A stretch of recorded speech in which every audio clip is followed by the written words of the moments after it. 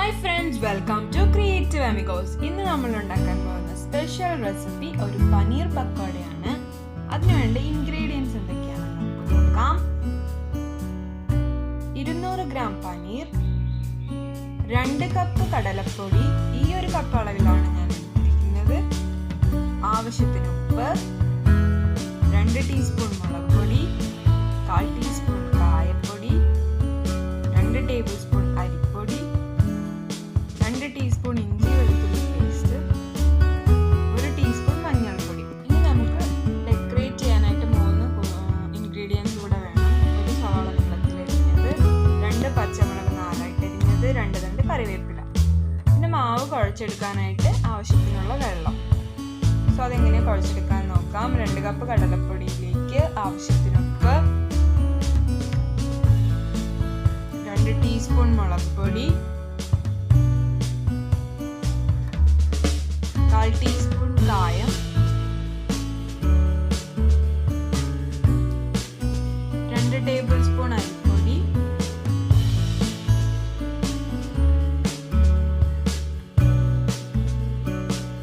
2 teaspoon ഇഞ്ചി വെളുത്തുള്ളി paste, 1 teaspoon മഞ്ഞൾപ്പൊടി.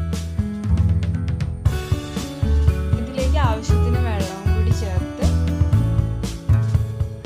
മാവ് കുഴച്ചെടുക്കുക. ആവശ്യത്തിന് മാത്രം വെള്ളം ഒഴിക്കുക, കൂടുതൽ വെള്ളം ഒഴിക്കരുത്. കട്ട കെട്ടാതെ വേണം കുഴച്ചെടുക്കാനായിട്ട്. ഇതാണ് നമ്മുടെ മാവിൻ്റെ കൺസിസ്റ്റൻസി എന്ന് പറയുന്നത്. ഈ രീതിയിൽ വേണം കുഴച്ചെടുക്കാൻ. സോ ഫ്രൈ ചെയ്യാനായിട്ട് ഒരു പാൻ വെച്ചു, അതിലേക്ക് ഓയിൽ ഒഴിച്ച് കൊടുക്കുക. ഓയിൽ ചൂടായി വരുമ്പോൾ പനീർ മാവിലേക്ക് മുക്കി ഓരോന്നായി ഇട്ട് കൊടുക്കുക.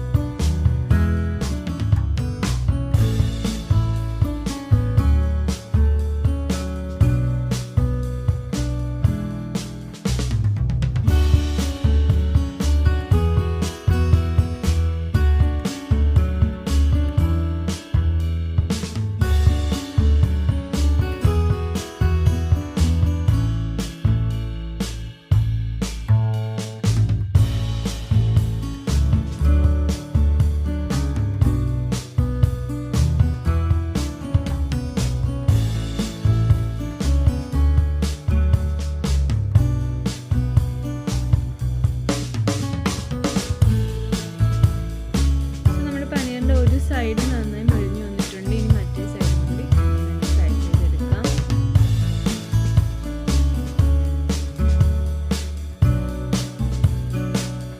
ഇളക്കി കൊടുക്കുന്ന ഇടയ്ക്ക് കാരണം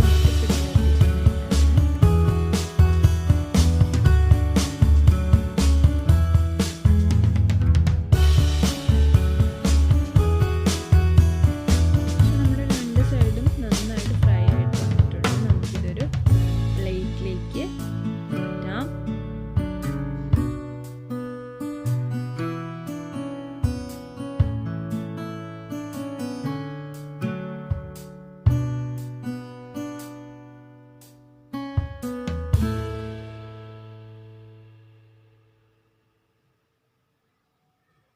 നമ്മൾ പനീർ ഫ്രൈ ചെയ്ത് ഓയിലിലേക്ക് സവാളയും കൂടി ഇട്ട് കൊടുക്കുകയാണ്. അത് നന്നായിട്ട് മൊരിഞ്ഞു വരുന്നത് വരെ ഫ്രൈ ചെയ്തെടുക്കണം. അതിലേക്ക് വേണമെങ്കിൽ ചെറുതായിട്ട് കുറച്ച് ഉപ്പിട്ട് കൊടുക്കുക. ഉപ്പിട്ട് കൊടുത്ത് നമുക്ക് പെട്ടെന്ന് വഴഞ്ഞു കിട്ടും. അതിലേക്ക് ഞാൻ പച്ചമുളകും കൂടി ആഡ് ചെയ്തിട്ടുണ്ട്.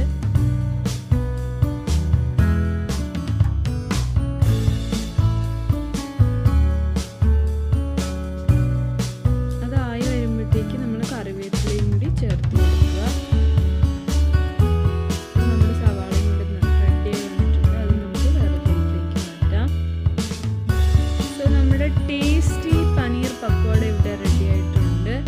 എല്ലാവർക്കും ഇഷ്ടപ്പെട്ടെന്ന് വിചാരിക്കുന്നു. ഇഷ്ടപ്പെട്ടെങ്കിൽ തീർച്ചയായും ട്രൈ ചെയ്ത് നോക്കുക.